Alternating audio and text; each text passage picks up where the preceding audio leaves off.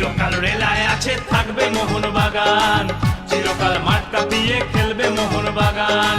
চিরকাল রেলায় আছে থাকবে মোহনবাগান, চিরকাল মাঠ কাঁপিয়ে খেলবে মোহনবাগান।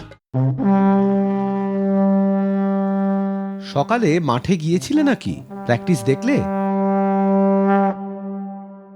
এখন তো চুটিয়ে অনুশীলন চলছে। সনিরা অনেকেই অবশ্য এখন নেই, তবে যারা আছে তারা রীতিমতো যুদ্ধের প্রস্তুতিতে ব্যস্ত। এক ঝলক দেখবে নাকি কেমন চলছে আমাদের মহড়া?